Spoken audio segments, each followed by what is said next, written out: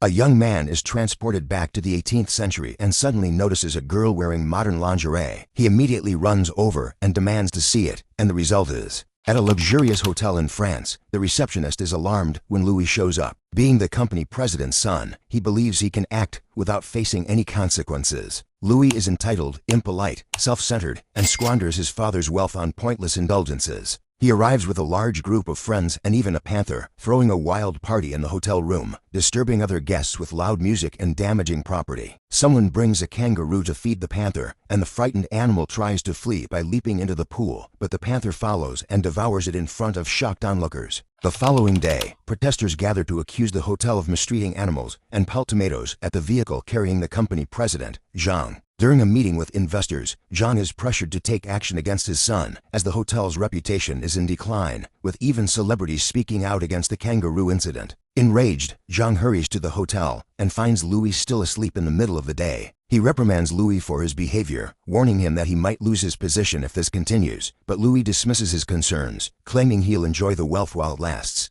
On his way out, Jean tosses his son's clothes into the trash. That evening, Jean's girlfriend, Helene, comes home upset because he missed her photography event. Jean apologizes, explaining the situation and revealing he's been overwhelmed with worry all day. As a widower, he raised Louis alone, but admits he never devoted much time to him. Helene encouraged him to make an effort. The next day, Jean visits a countryside castle where director Christian is shooting another advertisement for the hotel. Christian complains about the model they provided, comparing his demands to those of renowned filmmakers like Kubrick. The advertisement features a stunning woman wandering through the castle's elegant rooms, feeling like royalty, until she encounters a staff member in provocative attire. Christian staged this moment to capture her genuine surprise, but Jean worries the model might sue for inappropriate content not outlined in her contract. Christian is unbothered and argues that getting the best results means not seeking someone's input. These words linger in Jean's thoughts, and as he's about to leave the castle, he surveys the location and has an idea. He rushes back to Christian and pitches the concept of a movie deal. One evening, Louis steps out of a bar with two women and notices his car being towed. He tries chasing after it, but someone suddenly shoots him with a tranquilizer, causing him to collapse. The following morning, Louis is startled awake by the sound of a bell. He wakes up in a bizarre room, dressed in unusual clothes, as Sylvain shakes him awake, urging him not to be late. At that moment, Foreman Beauvillain storms in, shouting at Louis for still being in bed. When Sylvain tries to defend Louis, Beauvillain grabs him and starts tossing him around the room, striking him for talking back. After hurling Sylvain out of the window, Beauvillain calls Louis a servant and orders him to get to work. Louis steps outside and freezes in shock, realizing he somehow ended up in the 18th century. Beauvillain chases after him to ensure he goes to work. They encounter the Viscount, who stops during his stroll to announce it's coming, prompting Beauvillain to show Louis how to set up a bucket and a folding screen for the Viscount to relieve himself. Once finished, a plague doctor inspects the waste closely, offering a detailed analysis and even praising its shape and smell. This is meant to prove the Viscount's good health. Feeling like he's surrounded by lunatics, Louis attempts to flee. He runs across a field and reaches the forest, only to be blocked by a pack of wolves. Changing direction, he takes a road but is intercepted by Estienne and a group of hunting dogs that start chasing him. Louis crosses a bridge and tumbles into a swamp where the dogs encircle him. Desperate, Louis pleads for mercy, but Estienne throws him to the ground and points a spear at him. Estienne declares Louis must be punished for trying to escape from serving the Viscount, but the confrontation is interrupted by Estienne's sister Isabeau. She insists that servants should be treated with respect, sparking an argument between the siblings. Irritated by the commotion, the Viscount intervenes and orders Estienne to release Louis. As Sylvain helps Louis to his feet, a bird that had been observing everything flies back to the forest, revealing itself to be a drone. It's soon revealed that this isn't truly the past, but a film set designed by Christian and Jean to teach Louis a lesson in humility. The production team has established their headquarters near the forest, where Jean expresses concern about the wolves and hunting dogs. Christian explains that convincing Louis it was real was necessary for the plan to work. While the special effects technician prepares a table filled with fake excrement, Estienne checks in on his girlfriend, Listen, who trains the horses. Back in the faux village, Louis observes Sylvain and other workers peeling potatoes and begins asking questions. He's told it's the year 1702 and that France still has a king instead of a democratic system. When Louis starts making comments about Hitler, Christian instructs Beauvillain to give him more work. Even while peeling potatoes, Louis continues claiming he's from the future. At first, Sylvain seems unsure how to react, but soon he stays in character, feigning confusion at every modern term Louis uses. Recalling the night his car was taken, Louis concludes he must have been hit by another vehicle and decides to recreate the event to return to his time. He dashes outside and throws himself in front of a vegetable cart, which is too small and only grazes his leg. Determined, Louis runs toward a full-sized carriage, collides with it, and knocks himself unconscious. Sylvain rushes over to check on him, but Louis doesn't respond. Jean fears his son has passed away, and Christian starts apologizing for taking things too far until Louis wakes up, prompting Christian to enthusiastically declare that the show must go on.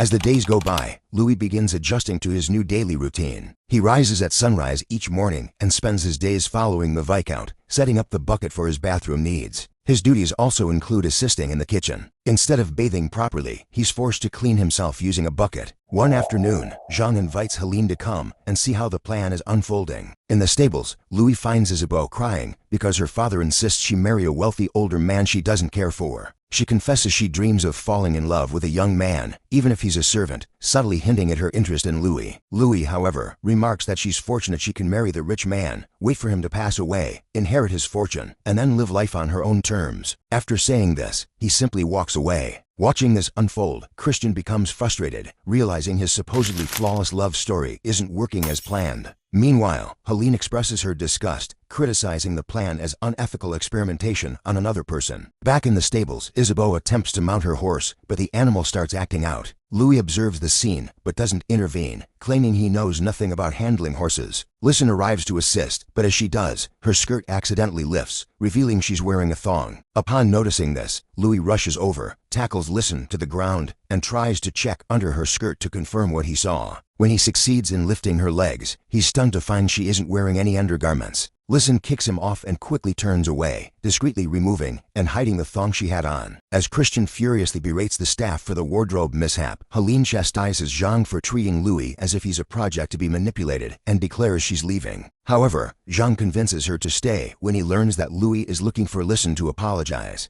The crew scrambles to prepare Listen, ignoring her protests that she's a horse trainer, not an actress. Louis knocks on her door, and the staff makes her pause for a moment before opening to let Louis stew in his guilt. When she steps out, Louis immediately apologizes, and Listen jokingly tells him that touching her means they now have to marry. Louis nearly panics, but Listen laughs, clarifying it was a joke before walking away. Seeing Louis appear thoughtful on the monitor, Christian declares the experiment a success, and even Helene seems slightly impressed. Over lunch, Christian and Jean explain their plan to Helene. They hope to make Louis fall for Isabeau, believing it will inspire him to turn his life around. Helene believes they're fools because it's obvious Louis is interested in Listen, but her opinion is dismissed. Later on, Sylvain drags Louis to a traditional celebration held in the forest. Louis dislikes the old-fashioned music and teaches the band to perform a modern tune instead. He then gets everyone to join a conga line. Jean becomes emotional as the scene reminds him of a moment from one of Louis' childhood birthday parties. Isabeau also attends the festival and asks Louis to show her how to enjoy herself before she's stuck in an arranged marriage forever, but he ignores her and goes to find Listen instead. Helene points out that she was right about Louis' feelings, but Christian refuses to back down. Sylvain is sent to tell Louis that Listen is by the river, but instead, he finds Isabeau pretending to be drowning. Without hesitation, he jumps into the water to save her and carries her to safety. Isabeau keeps flirting with him, but Louis unceremoniously drops her off at her carriage and leaves.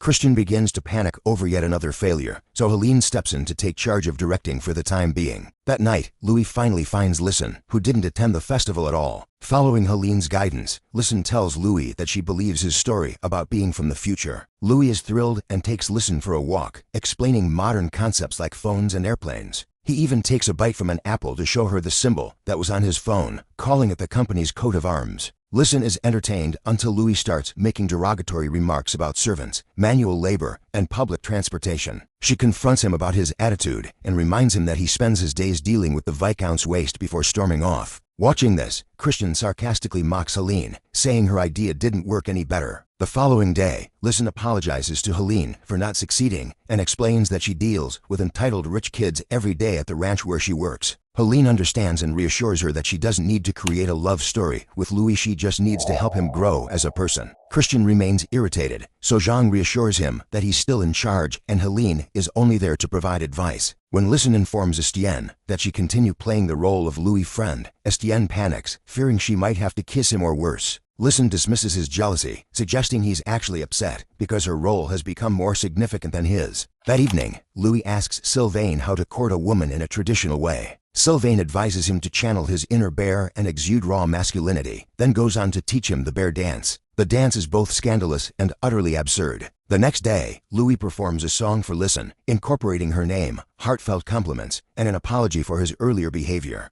He even does the bear dance while singing, making her laugh and genuinely impressing her with his honesty. Afterward, Louis thanks Sylvain for being a loyal friend, calling him brother. Late at night, Jean dresses up as the Viscount and sneaks into Louis' room to watch him sleep. Sylvain catches him and warns that this could jeopardize the entire plan, sparking a whispered argument. Their hushed bickering wakes Louis, forcing Jean to cover his face with his jacket. Still convinced he's seeing his father, Louis refuses to calm down, so Sylvain knocks him out to avoid further chaos. A furious Christian storms onto the set and physically drags Jean away. The next morning, Louis tells Sylvain he must have hit his head in his sleep because he dreamed about his father. Beauvillain informs the Viscount that Estienne and his friends caused trouble in the city, and now the king expects Estienne to face proper punishment. The Viscount privately asks Louis to pose as Estienne and take the punishment on his behalf. In exchange, the Viscount promises Louis his own farmland and permission to marry whoever he chooses. At first, Louis refuses, but he reconsiders when he realizes this could lead to marrying Listen. A few hours later, Louis finds himself locked in a cage, pretending to be Estienne. The townspeople, upset that Estienne's behavior has tarnished their reputation with the king, vent their anger by pelting Louis with garbage. He's brought to the scaffold, where a masked figure begins whipping his backside while the crowd cheers for more punishment.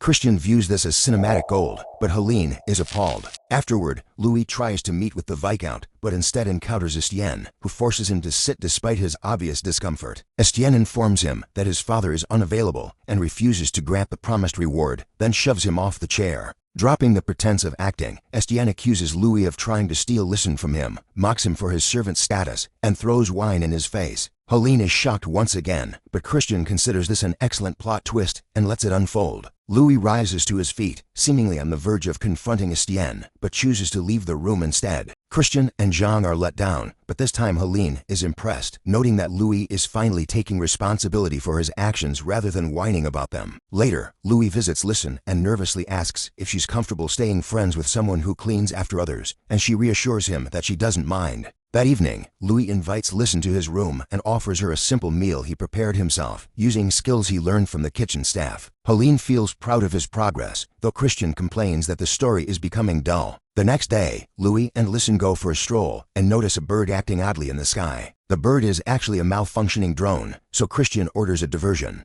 Listen pushes Louis into a pile of hay and kisses him until the drone is retrieved, then leaves without saying a word. While Christian and Jean celebrate this development, Helene argues they should end things before the lies complicate matters further. Helene and Christian have a heated debate about what to do next, and when Jean stays neutral, Helene accuses him of going too far and storms off. Jean, angered, instructs Christian to wrap up the production. For the grand finale, Christian stages a Viking invasion in the village. Louis wants to flee to safety, but Sylvain urges him to stay, saying that Listen might need his help. Louis hurries back to the village and finds that the Viking leader has chosen Listen as his bride. Listen starts screaming for help, but Louis, filled with fear, turns and walks away. Just as he's about to mount his horse, he spots the drone hovering above him. Interpreting this as a sign, Louis grabs the heaviest stick he can find and charges back to the Viking camp, knocking out actors one by one. He becomes so pleased with himself that he nearly attacks Beauvillain too, but Listen stops him just in time. She joins him on the horse, and they ride off together into the horizon. They soon reach a road, and Louis is taken aback when he sees Jean pleading with Helene to stay, surrounded by cars and security. Before he can react, a dart hits him, and he falls unconscious. When he regains consciousness, Louis finds himself in a hospital. He's told he was in a car crash and spent 3 months in a coma, leading him to believe it was all just a dream.